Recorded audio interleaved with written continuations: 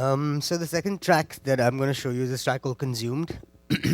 And actually, the reason I chose this track was because it's totally different to Terraco's. It's a little more melodic, deeper kind of uh, big room techno track. And just let's hear it. Just I'm just gonna. It's really long. It's like some 9 minutes long or something. So we're just gonna.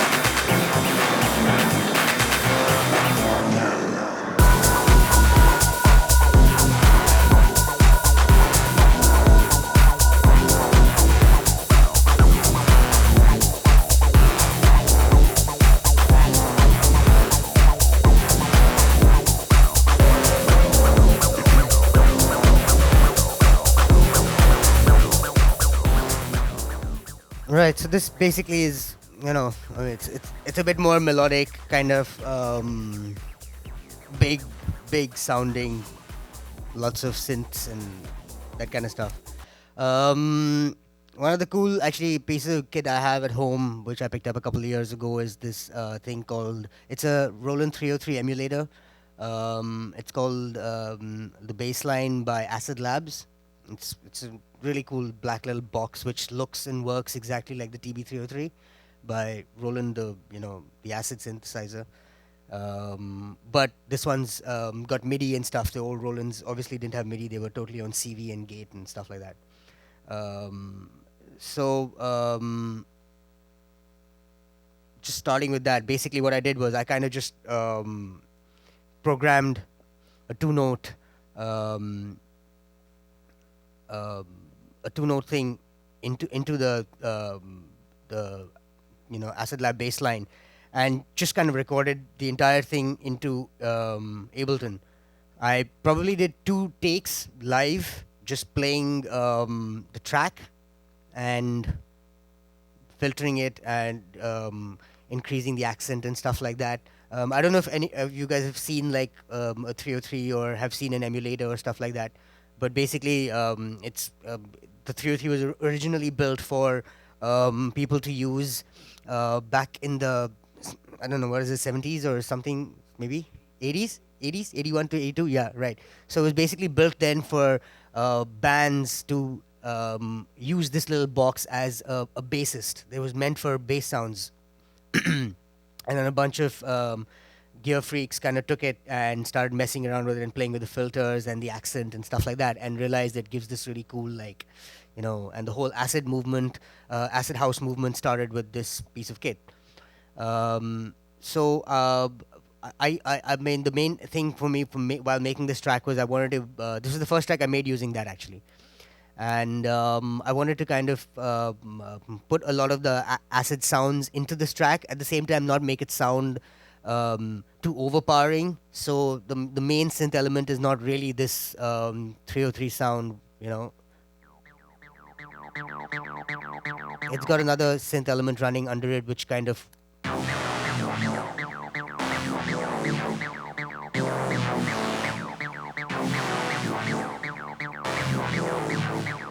and as you can see, there's like quite a bit of automation happening here. This is again, I'm using the silent for it. I won't pop it back open again. What synth were you using for the 303? Yeah, it's this little box called the Acidlab Bassline. It's a little it's a 303 emulator. It sounds and kind of looks like a 303. I have a picture of it. If you guys want to have a look. I checked out a couple of them before picking this one. There's one called the XO box, a socks box or something like that. It was really cool. But what I liked about this was that it was as close to the 303 as possible in terms of programming. And this friend of mine in Germany has a 303, and I sat in a studio and played around with it for like many hours and kind of figured out how to program it. It's a pain in the ass to program, but once you get it to do what it's supposed to do, it's great fun to mess around with it. So Did you ever try using software 303? I did actually. I got one. I don't remember what it was called. I don't think I have it on this. Yes, I do actually. No, this is another guy. No, I did try. I did try using one of them, but the thing is that end of the day, hardware is hardware. It's got that certain amount of warmth in it, and it's got that grittiness, which I just felt that the software couldn't emulate. Although there are some really really good emulators out there, but this clone just and plus it was a new piece of kit that I bought, so it was important for me to just get into it and mess around with it, and that's how this track came about.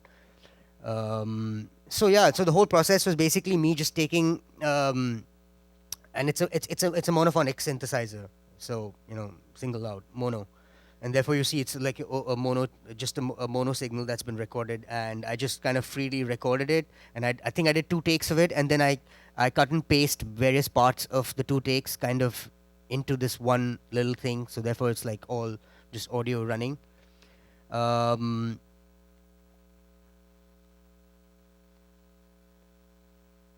so again, with the bass, I did a very similar thing like I did with the previous track. It's again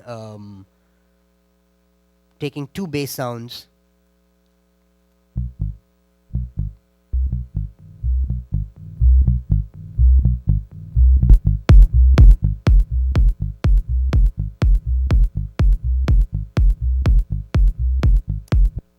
So if you look at both the bass sounds again, one of these are from a MicroKorg. Or actually, maybe both are from the MicroKorg. Yeah, both are from the MicroKorg. So again, it's just like recording directly into it. But like I said, what I did was I kind of I got a bass I got a couple of bass notes in there, and I edited the audio again and chopped it up, and took a couple of those bass notes and put it back into the MicroKorg, and just took another totally different random preset and messed around with that, and again edited it, and like this one, I think I took out some notes again from it. I further took out some notes again from it. So it's just basically 2 bass sounds again, and one being a more subby kind of sound, and one being slightly, a bit ahead. I think it was just. I think I also took it like an octave up or something like that. This was like a, like I think maybe like a C, like further down to C2, and then the other one's above, like C3 kind of thing. And I kind of like this whole thing of having like 2 different bass sounds, like I was telling you earlier. It just gives a little bit of interesting low end, rather than just having the same thing. Like you would have the same exact melody playing on the same thing, and it would sound nice for sure. But a lot of times, like I said, like I try and use as much of my hardware I have now, because I just feel bad that it's like lying in the corner and not doing anything. So I try and record stuff of it as much as I can, and often often I'll kind of like maybe take the same notes and record 2-3 different patches, or make 2-3 different sounds out of it, and take them all in, and then just edit them, and take maybe one note of one patch, second note of the second patch, and third note of a third patch, and just make it into one bass loop. So it sounds like it's moving in a way that it's changing, and also when you play it along, like it just sounds like there's more happening, but actually the process, it's just one process that you're doing, and getting a more complex sound out of it. So it's just one of the tricks that I do. It just sounds a bit more interesting. Um, Pretty much rest of the track, as you can see, it's kind of free flowing. In case you're wondering, the vocal is actually an a cappella. It's Danny Tenaglia's Elements that I just took, and I took the end of the verse, like end of his vocal line. So not too many people really remember this, like, Close your eyes. Use your mind. it really comes into the end of his, Get ready to explode. I don't know if you're familiar with Danny Tenaglia. Ladies and gentlemen, welcome to the club. I'm your DJ, blah blah. It's that a cappella. But even I didn't know that there was this cool little bit in the end of it. So I was like, okay, I was just looking for something vocal to put in. A lot of times, what I do is I just like, if I want to put in some vocal bit, I'll just record it. I sometimes just record it straight out of my Mac, just saying into it, and I'll pitch it down, put like a bunch of effects on it, and just mess around with it. And again, there's no hard and fast way of doing this. Obviously, it's nice to record, but when you're like, I'm constantly on the road, so it's very difficult to find a studio space to actually get to record like a proper thing. Or often I'll just call back home, or I'll send an email to this guy who a friend of mine who basically is a studio engineer in my school in Delhi, and I'll tell him to just record something on a proper we've got a nice AKG 414 there, so I'll tell him to just record something properly, and I'll get it back from him, and I'll just pitch it down and mess it up and stuff like that. So on the vocal, actually, here I've got a whole bunch of stuff happening. I've got an EQ obviously running there. got a Filter Freak, which is again by the Sound Toys guys. I love the Sound Toys plugins. They're really cool, and that's what's giving it this interesting kind of, Close your eyes. because it's just closing the filter in every time the phrase gets Get over, ready to explode. and it's because of the threshold that it's set at. Feel the drums. The minute it goes down, it filters back in. So it does that throughout the whole. Are you with me? Here we go. Basically, I just like adding a lot of dirt to my music so that it has that dirty quality. There are times where I'll just take, I'll find some random loop somewhere, or I carry this recorder with me a lot. So, or if I'm at I remember going to this construction site once, and this friend of mine was building a house, and I just went there, and I happened to have the loop recorder in my car, and there were all these various machines making this crazy ass noise, and I was just walking around with him in his house while he was inspecting stuff, and I was like, wow, like some of these sounds are like these weird drills when they hit a really sharp, a really not so porous stone. They make this really high frequency pitch sounds and stuff like that. So I record a lot of that kind of crap and keep it on my thing. Just to use for background noises. I think somebody just asked me what are the background things that you use, like, and I have them running in this track as well.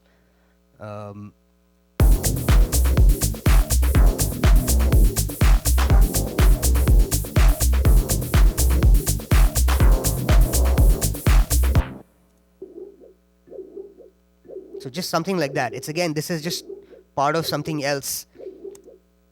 I mean, it's meant to be something else, but it's amazing what you can do by just taking a little loop and just, if it's got an interesting sound.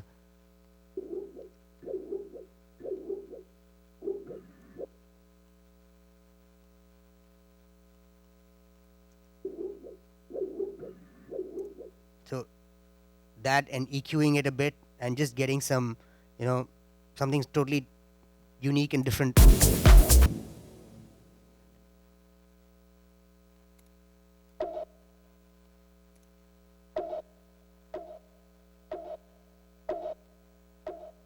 Again, this is just a little hit from another sample.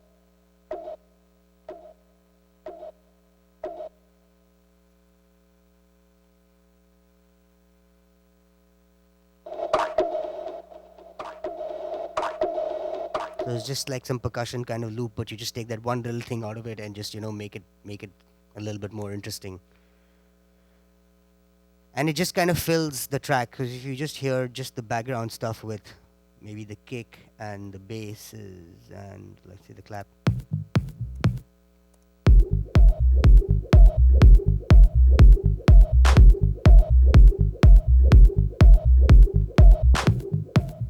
And it's cool, you just mess around with the timing a little bit.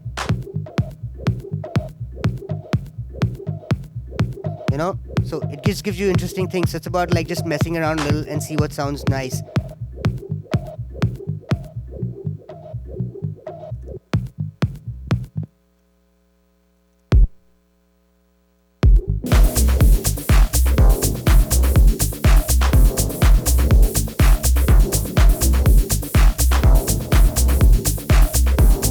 Again, the claps and the grooves and stuff, all stuff. I mean, there's one single clap here. There's a clap and snare that, again, I just took out of the machine. Where is it? Here is it. And just kind of bounced it back into audio and just put it in there, and it's, just...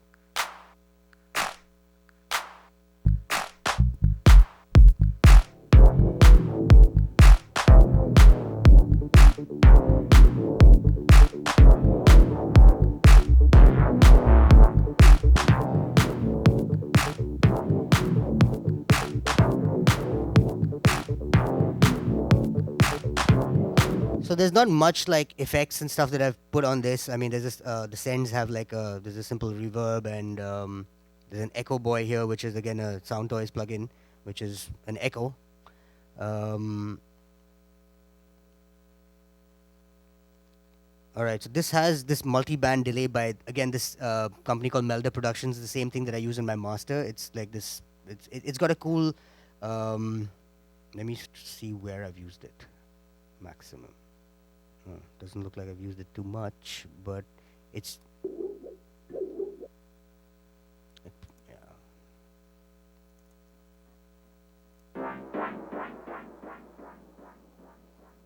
So basically, it's so this guy's doing that. Basically, it's a delay which also kind of has a which pitch shifts down and just does. I like to have a lot of random pitch shifting kind of thing happening in the thing. Especially, it's really good for your breakdowns when you're building things down and trying to just get a little bit more like weird and you want to just space out a little bit more in the track. So if you notice here during the breakdown of the track, that's when it happens, and it's happening with the silence. So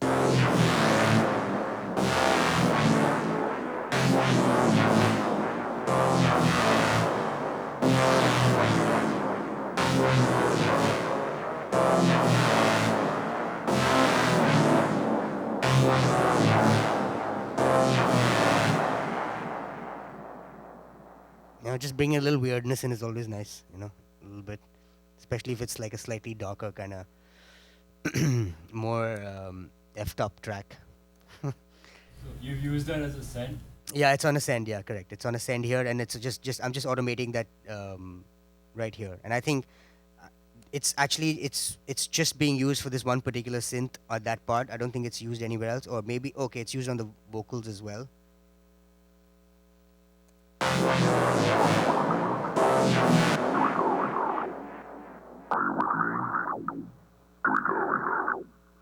So it's I don't think it's come in yet, but anyway, it's there. I'm using it on the and the other send has got just a simple delay on it.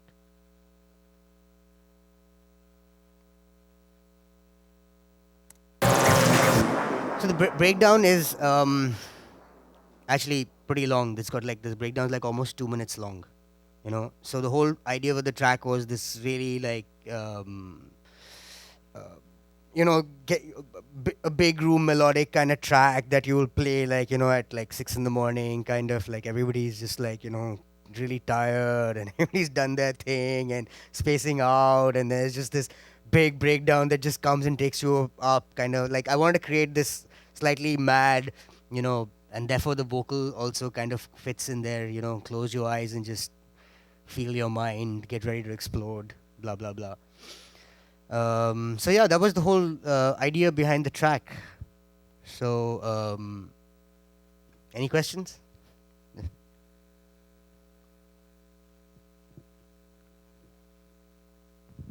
That tech house clap that is really, it's like the clap that happens on the 4-beat. Mm-hmm. Can you talk about that? Like how it's created, I guess. This one, you mean? Again, this was actually this happened very randomly. This is again doing it on the machina. I was just making some grooves and just trying to find some stuff to put in here. I actually had another clap, which is this, which was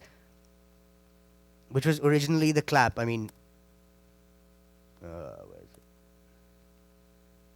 Yeah, this is it. So originally it was supposed to be like this clap,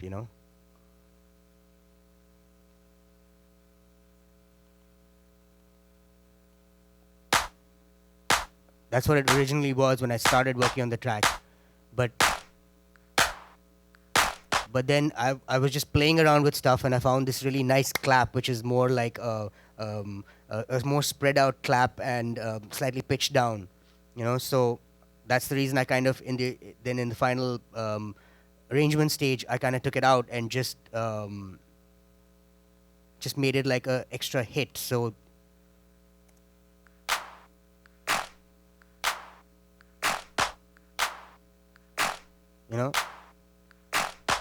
like I was saying, it's about just playing around with stuff and trying to see what sounds you can find.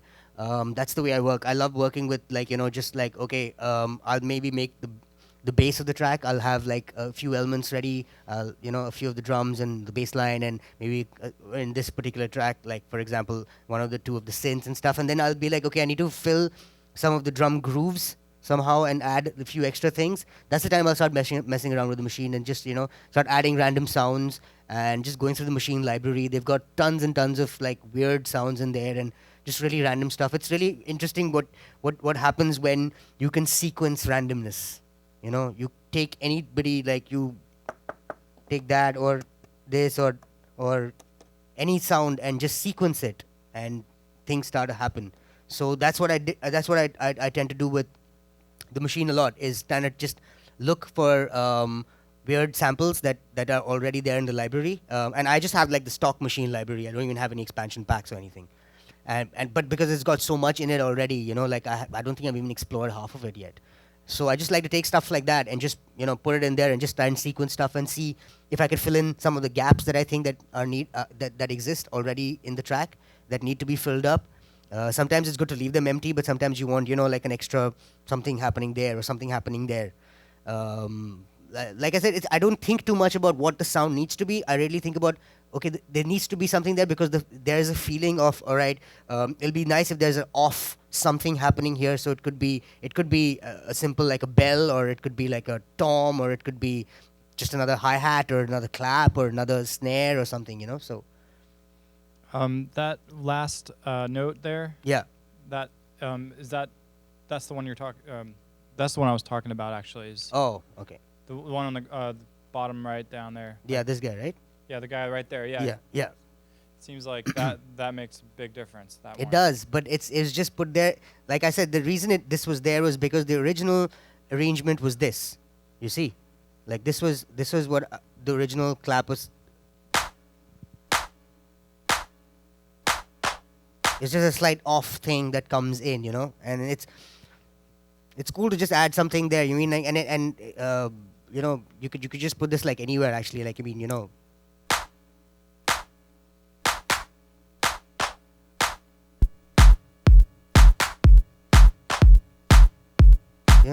So it's just about adding a little bit of extra. What's syncopation? Yes, okay, perfect word, syncopation there. Yeah. All right.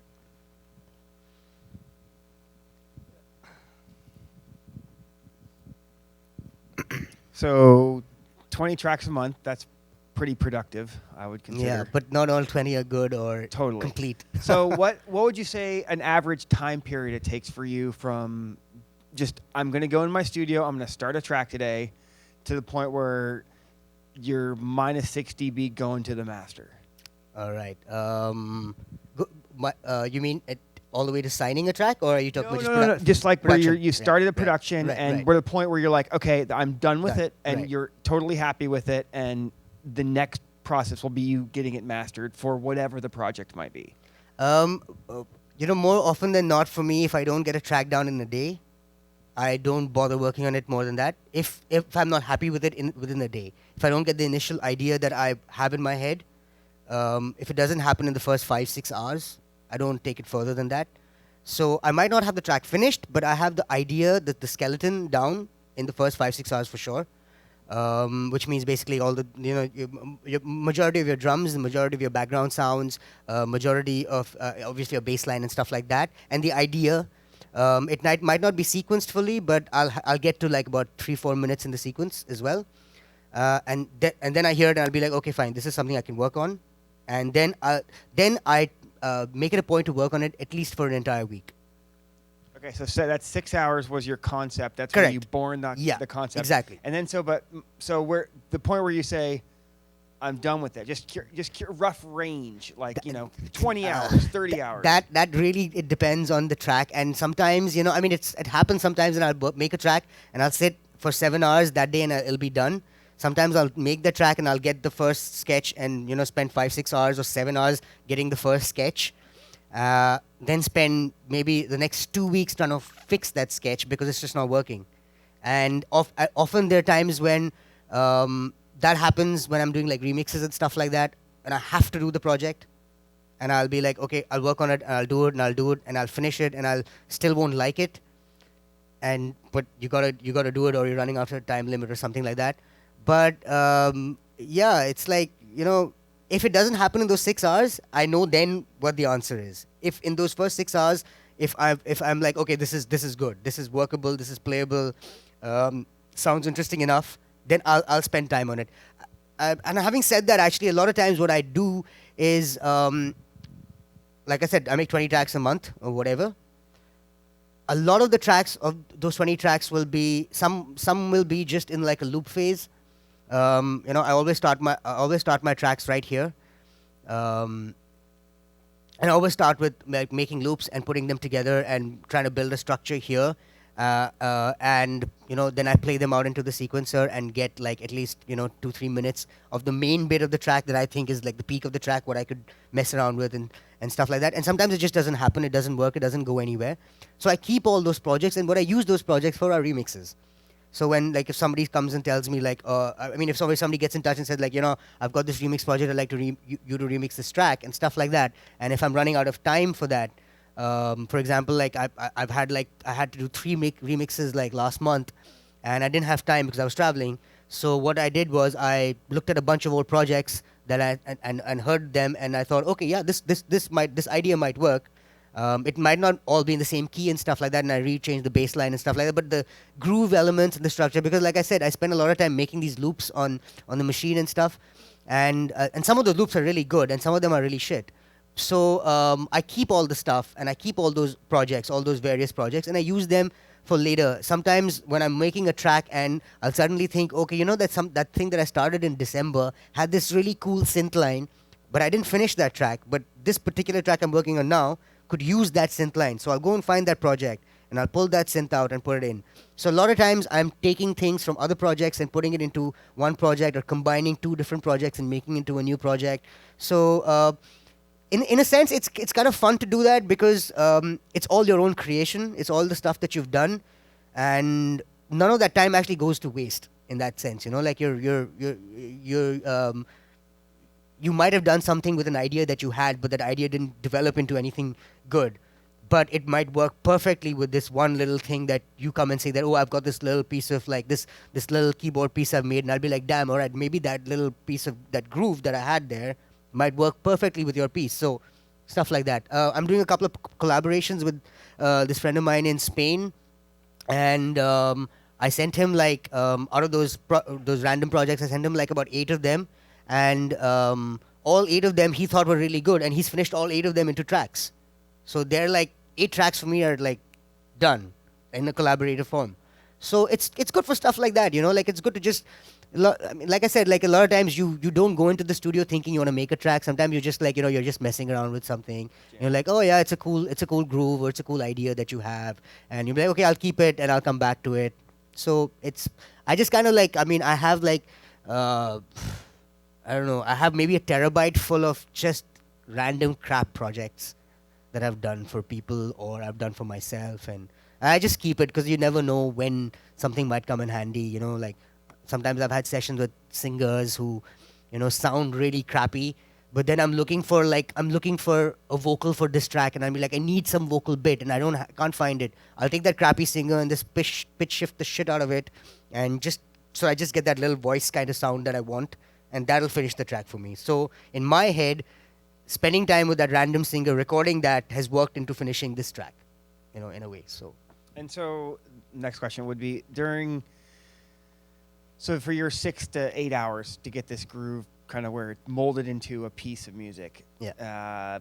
Do you prefer to start your projects during the day, morning, or more like kind of like the sun goes down, you're thinking you're kind of in the club mode, so you're kind of working on music in the evening hours, or is it just kind of random? I've got like a whole bunch of stuff I do in life now. I'm no longer is it just making music. I wish it was. I've got a couple of businessy kind of thingies that I'm running, and it's a pain in the ass, but somebody's got to do it. You got to think of the money angle at the end of it. So for me, it's like over the last 2 years, I think I've only made music on the road. I always start a project when I'm in a hotel room somewhere, or if I'm on a long flight, or flight's delayed and I'm sitting in the airport. I'll be like, okay, great, let's just do some shit. And that's why I try and make my laptop self-sufficient enough so that I can start something on it, and like put some ideas down, because those are the times I'm most inspired after a gig. That's my biggest inspirations. I'm always making music so I can play music at my next gig. It's always like that, and I'm always fixing them and stuff like that, of course. But I don't really have a time as such that I do it. And frankly, I'm married. I've just built a house. So I'm always like, I've always got like stuff to do that I need to do.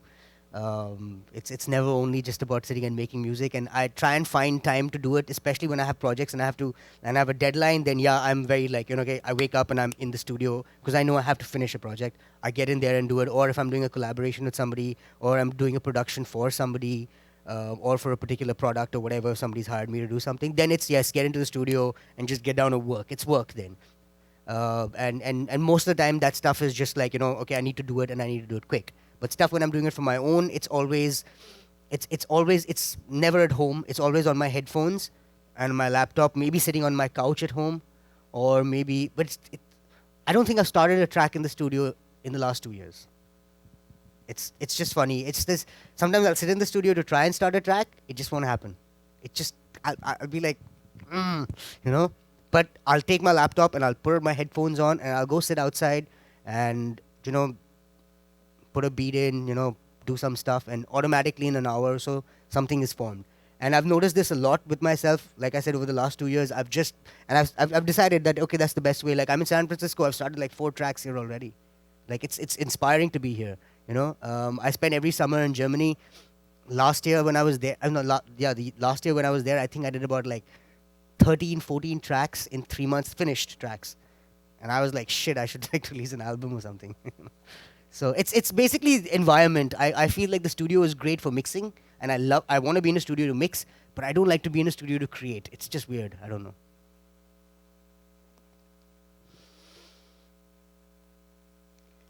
So any other questions about the track as such? I mean, I went through this really quickly, so.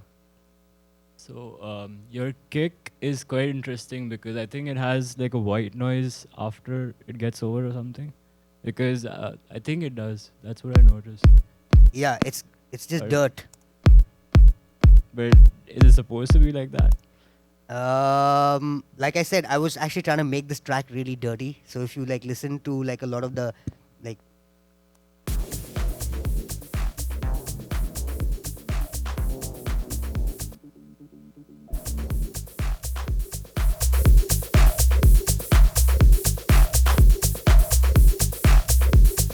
So there's quite a bit of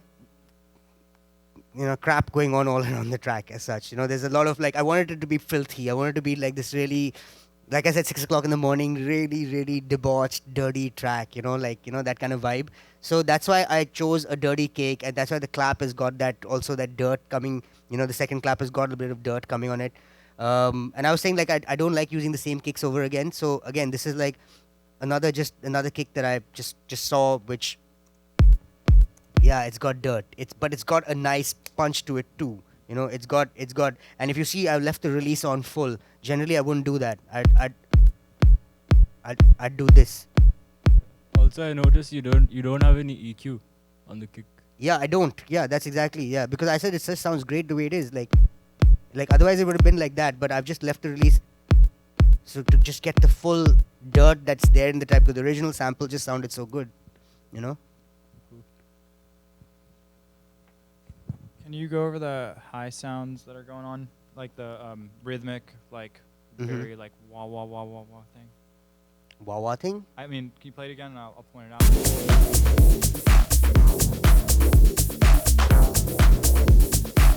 There, that. It's like a haunting kind of sound. Yeah, I just call them background noises. You mean like? That's exactly it. Or you already went over it. Yeah.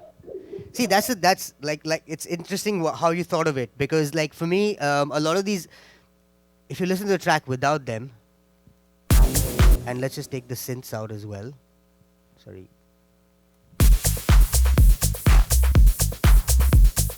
This is, and we'll just add the synths again. It's not bad. It's okay, But then you add these background weird noises. it gives it body. It gives it some kind of interesting vibe going on at the back of it, rather than and the front. There's enough always happening in the front. You've always got your synthesizers, you've always got your drums, you've got always all these little effect things you use or whatever it is. But it's often, I feel, in dance music, like the background parts of it, especially when you're listening to it in a club, and again the kind of vibe of the track that I wanted to create was this very late, weird sounding kind of thing. It was important to put something at the background, and I do that with all my tracks. Like I said, I always start with it because I like to get an atmosphere, which is kind of like, it's kind of like when you're painting a picture, for example. You do the background first, and then you do the foreground. So it's the same thing for me while making a track. I want to get the background right, because when I'm listening to it, then I'm getting hypnotized and into the back, and that's what all the rest is built on. So it's important to get, like I said, I record a lot of random stuff to get these noises as well. Like there'll be all sorts of craziness that my little cousin sister once said that she's going to this like haunted house thing, and I was like, take this and just record everything you do there. I was like, it'll be just weird getting those crazy noises and getting it in a very human form, which means you'll also get with people talking and stuff like that. So some of my tracks, I always have, I'll like, I'll have like a random street conversation or something like that. And, I'll loop a very small section of it and EQ it so that you can just hear that and put a bit of reverb on it so it sounds a bit far. But have it at the background, but it brings a lot of body to the track. It's very interesting way of working, and I'm not sure how I picked it up or whatever, but it's something that I've started doing a lot now. It's just this having this atmosphere running at the back. There's this really cool plugin actually, which I found, well, not found, but instrument.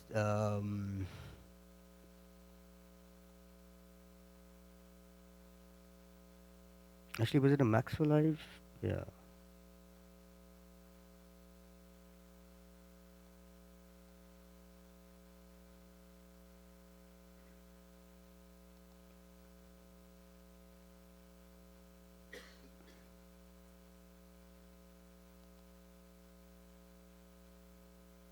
Yeah. So this I think is made by Robert Hockey or whatever his name was, the guy who.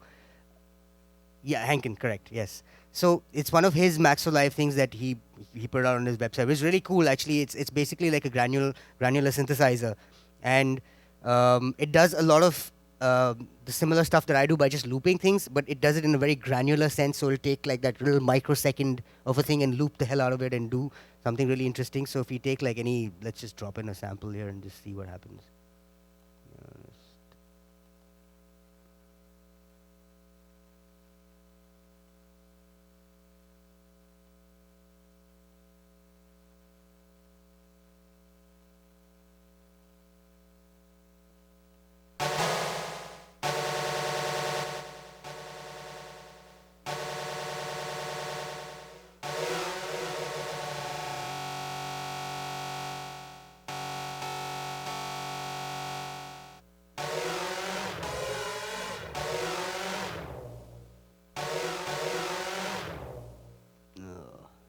Sorry.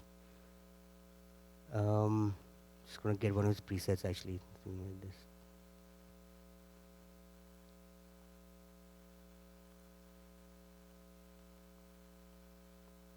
Anyway, I think some of this stuff might be on my other hard drive or something. Anyway, so basically, it's kind of like this whole granular synthesis objective, which I try to just do with these little loops. And sometimes these loops are not even a bar loops. They're just these little shots with maybe a lot of reverb and some crazy delays running, pitch shifted delays and stuff like that. But it's again just to get the atmospheres, there for the track, so that it helps you then get ideas what you can do further with the track, basically.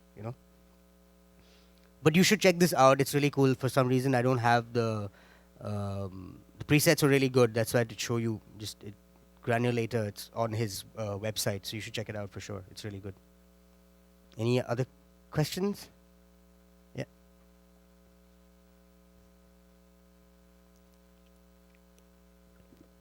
Could you talk a little bit about your use of reverb in the tracks? I noticed all I saw was you using the sends on A and B in the last one, and then you just A on this one for reverb. Do you even put reverb at all on most of the tracks in your mix?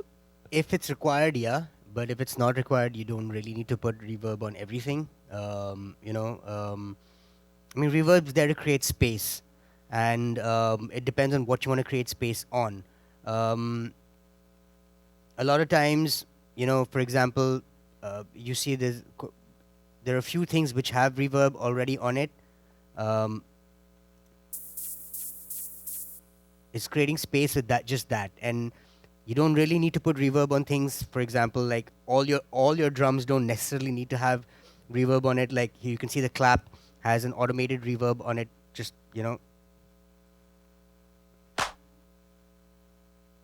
but it's just coming in at this bit.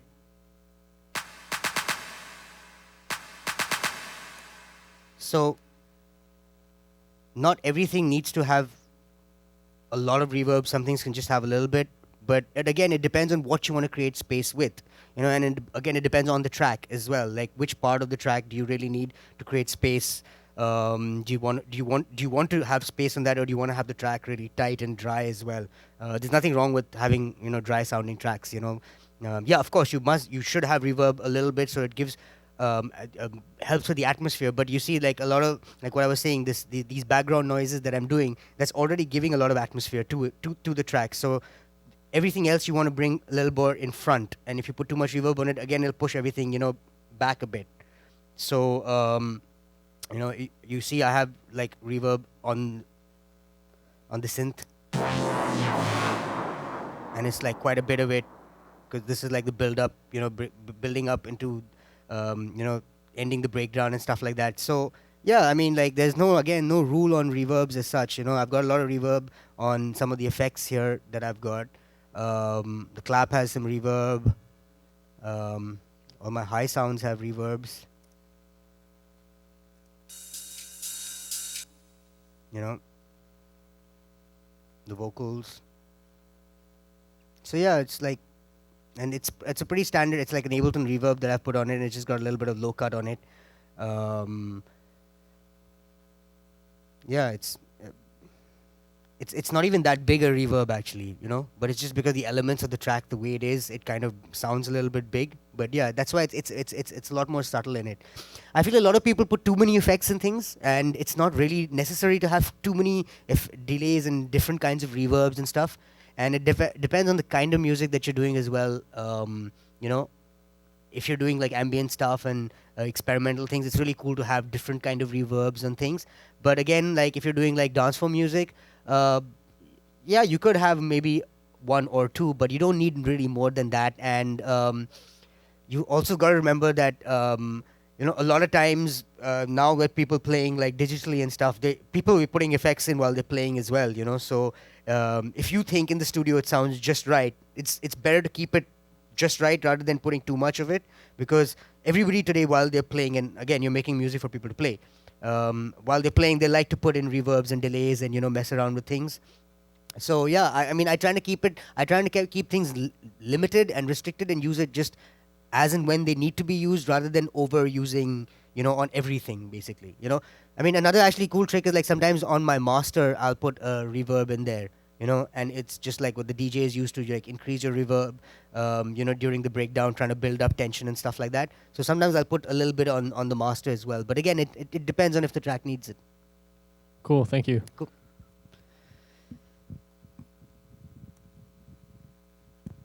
Cool. So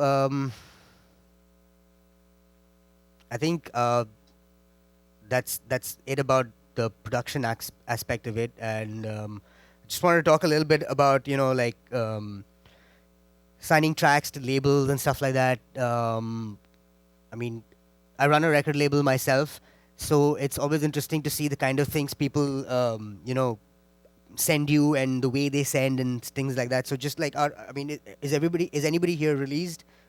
Yeah.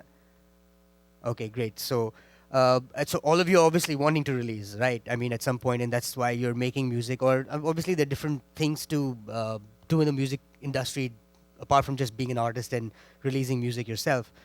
Um, there are a lot of things to consider when sending music to a label, and I'm just gonna start at the very beginning by saying that um, it's important to know who you are as an artist before you try and send music out to people. Everybody obviously thinks that what they're doing is really cool and interesting, and it might sound to you. Obviously, it does sound like you made a masterpiece with the first track you made and stuff like that. But it's also good in today's day and age to kind of realize the amount of people that there are, trying to sign music and trying to release music. Beatport gets something like, I don't know, it's like 70,000 tracks a week or something on it. Um, so you need to understand as an artist, where do you fit in into the entire bigger scheme and plan of things.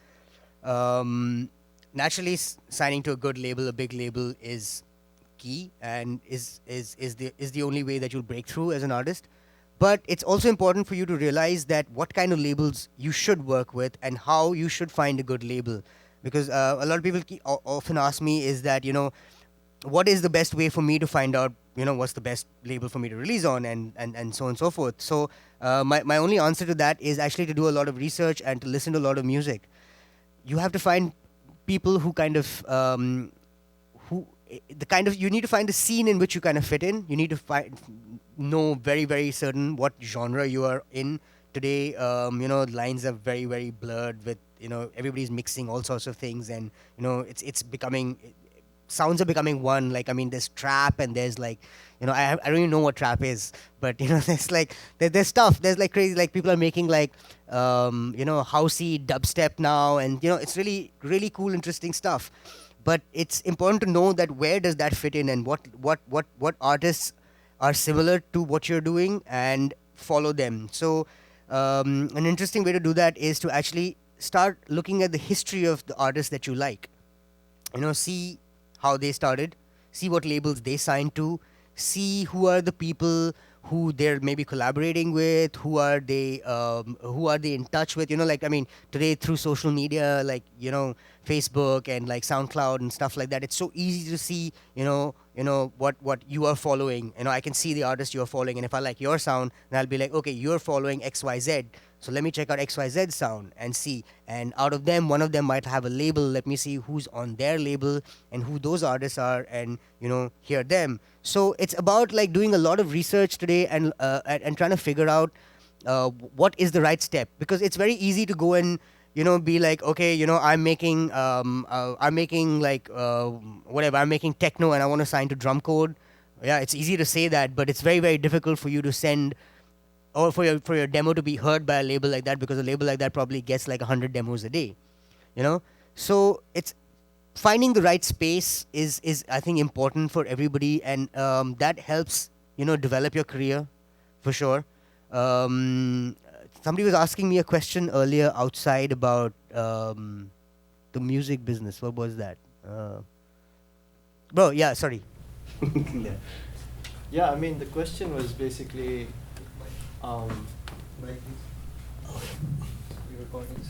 yeah, totally. The question was basically, how do you, at what point do you think you're ready for a label? I mean, as an artist, I would think like, oh, okay, I feel like, my music sounds good. Right. But, and not everyone, you were saying it's important to test out your tracks. Like, you make 20 tracks and you test them all out, but not all of them work. Yeah. What if we don't get an opportunity to test it ourselves, or even like our friends wouldn't play our tracks because they're busy playing your tracks? But how do you know that you're ready to actually send out a demo, or what makes a demo ready for a label was basically what I was going to ask. So.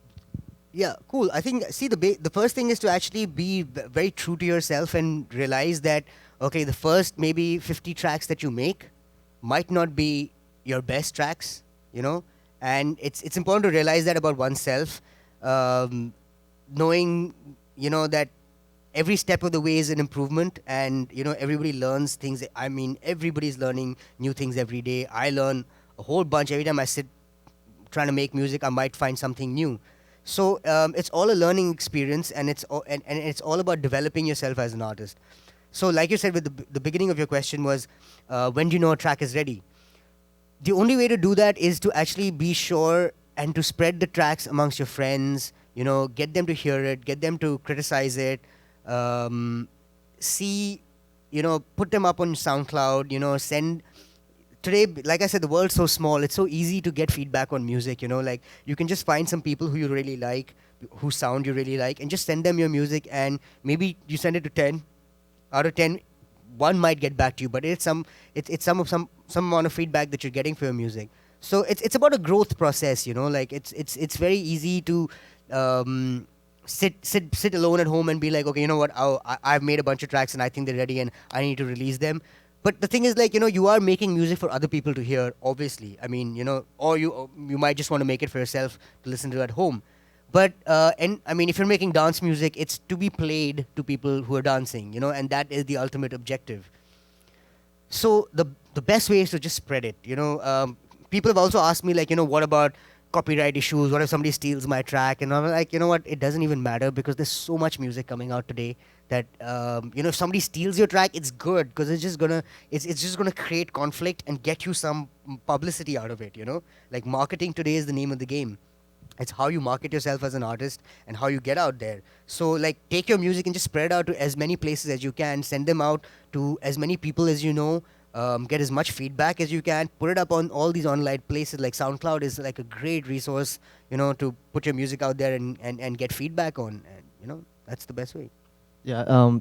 On that note, actually, I was watching another video by another artist, and they were saying if you put your stuff on SoundCloud, then it may not be eligible for label releases because everybody's heard it. It's not fresh anymore. So what do you think about that?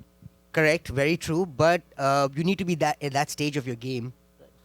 Then you don't put it on SoundCloud. Absolutely. If you're just starting out and you're just doing your first few things, just give out tracks. Like, I mean, I can tell you, there's so many artists still today who decide they don't want to release on a label and just give out their music for free. And some of them have like 20,000-30,000 downloads on a particular track. If you sell a track on Beatport, you're lucky to get like 5,000 downloads. People buying it. People are happy to take free music and listen to free music. And people will criticize a little less of music that's free than music that they buy. It's funny. It's obviously like, it is like that. But when you're starting out, that's the best thing to do. Like, imagine if you put up like 10 tracks that you've done and one of those tracks are heard by some DJ that you really like and he actually likes it and plays it, you're already on your way. It's a straight into the industry.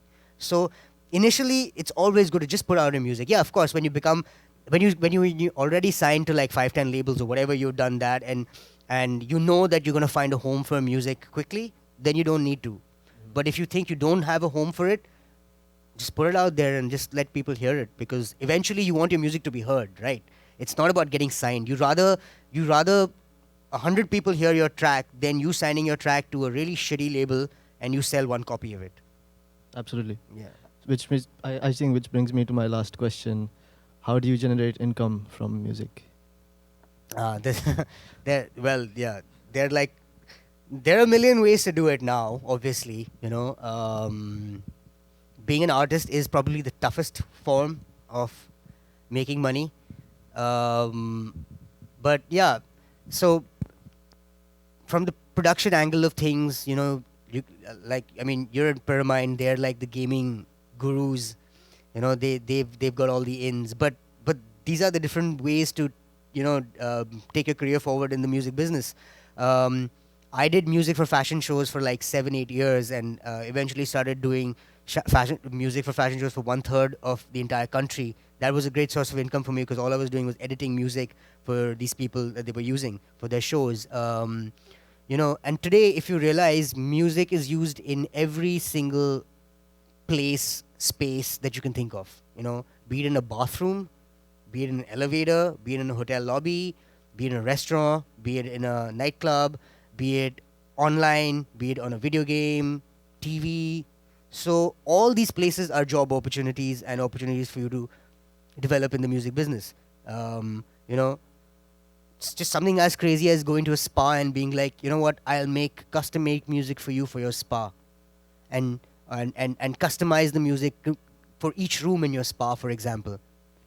Somebody might jump at that and be like, oh, that's a damn good idea. Like, yeah, why don't you customize music for our space in our spa here? And we want relaxed music here, and we want, energetic music for our gym, and, that kind of stuff. So these are all different avenues. And today you can get really creative with all that, because the music business is as big as it is. And it's also like I said, it's music required everywhere, every website needs music. Every grocery store needs music, So all these avenues open up the playing field so much. So you do your artistic side, but of course there are those many ways to make music from everyday life that you can look at. But again, you need to be a bit creative, and like I said, spoon feeding is like easy to do, but if you find an avenue which might be very lucrative and nobody might have touched so far, you can make like a ton of money, Yeah.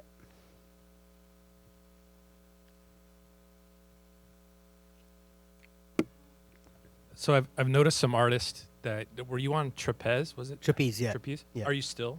Yes, I am. Yeah. Oh, okay. Is that your label? No, it's not mine. It's Trapeze is part of this really massive family of labels called Trom Schlaplatten in Germany. Yeah.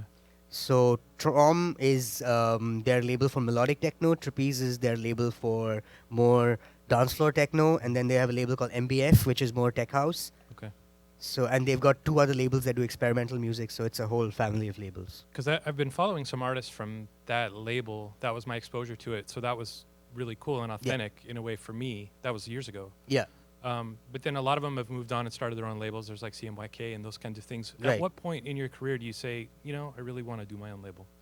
The thing is, like, when you get to this phase of, that, every track you release is going to be a Beatport hit. See, the way basically digital labels work today, it works on a total 50-50 situation, which means, like, you make a track, it's on Beatport, you sell a track for what, I think it's $2. So out of $2, $1 goes straight to Beatport, $1 goes to the label. That $1 that goes to the label, 50 cents goes to you as an artist, 50 cents the label keeps. Now, if every track you release has been a bomb and is always on the charts, you're going to be like, forget the label, people are buying the music because of your name. That's the time you start. So you make that $1 yourself, and which is actually double the amount of money, So that's the point in which you can say that, okay, it's a good idea for me to start a label. That, or if you have like a really, really set of amazing friends who are amazing musicians and they have no marketing ideas and strategies and clues in their mind, and you do, and being like, you know what, I can take your music and I return it into gold and put it in the right hands, that's the time you start a label. But as an artist, it's always good to do it well later in your career. I started a label very early on in my career, and sometimes I think I shouldn't have. And my label's always been very small, and I've kind of kept it that way because I started a label when I was still very young into the music business. But I used that label to help younger artists get a little bit of recognition because of the networking that I have already as an artist myself. I use that to help them develop and grow. So it was good for an unheard artist to get onto my label because a few more established people would play their track and stuff like that. Like, I try and help a lot of Indian artists through my label. It's called Maktab Music. And I've had people like Richie Horton and stuff play tracks of people who've just made their like 7th track or something. So they're all like really they get kicked about it. But it's more that so the label is used to help these younger unknown artists just come into a little bit of spotlight and help them grow in their career. And I keep telling them, I said, you've released one EP with me, now you need to move ahead. Now if you've done well with this EP, it's time for you to go to a better label. I'm just helping you because I like your sound, and I'm just gonna try and do. But the thing is, like, starting a label is a lot of work. It is a lot, and I wouldn't recommend it because there's zillions of labels out there. If I had the chance, I would shut my label down like right now because it's just too much work, and I don't make anything, no money out of it. It's a great way to make connections, and it's great to give back. And we're on our 46th release or something. And I think a majority, like Dheeraj is on my label, and he did a fabulous release on it when it was very young. We've had a couple of really, really good guys from India who and the labels really helped them to grow in their careers. So yeah, it really depends, how you take it. But starting a label today is just it's a bad idea. It's just a bad idea. I have a question. Yo. Yeah. So, what is your take on the dance music scene in India right now, and where do you think it's going? I think it's pretty healthy actually. The scene is like really blown up over the last 5 years. We've got a whole bunch of festivals happening. Um, the influx of international DJs that we've had over the last like 3 years is crazy. Every weekend we've got somebody big playing there. So it's pretty much getting on par with any other part of the world, I'd say. The Indian economy is damn good, so there's a lot of money. Um, I mean, I play like close to like 100 gigs a year, so there's a market for it. Um, a lot of the smaller cities in India are developing a dance music scene. Like I said, I run an agency, and we've got like about 8, 10 really good artists on it. And um, from like 2 years ago, when each of those smaller artists were playing maybe 1 or 2 gigs a month, they're all playing like 4 or 5 gigs a month now. So you can see it's substantially like gone up. So it's healthy. It's kind of blowing up right now. Everybody's excited about India. Most big artists I speak to, they all want to come there and play. But I think it's going to plateau a little bit now because everything needs to find a sustainable point. Right now, it's peaking. It's kind of like everybody's too excited and buzzed about it. So it's gonna come down a bit where it'll plateau, and I think that's when it'll be in a really nice space. Right now, Do you think it's going to plateau so soon? Yeah, because the thing is that in audio terms, the attack was so hard, that there wasn't no decay. It's just an attack. Everybody's Right. just pumping so much money into it and stuff like that. Yeah. And eventually, once a few people in the business lose their homes over it, then Mhm. they're going to pull back and then just let the good guys handle it. Because right now, everybody sees that there's so much money in dance music, as everybody does see in the world, this whole EDM explosion and whatnot. I mean, it's the same in India. People are just pumping in a lot of money, and when they don't see the returns coming out of it, it's gonna have to back down a little bit. True. Yeah. Thanks. Cool. Any further questions? Yeah. Okay. So are we? Cool. Yeah. are we- So we can. It's we 10 good? o'clock, and we can wrap it up Yeah. if you want. Right. Thank Yeah. you guys. Thank you very much. This was fun. Yeah.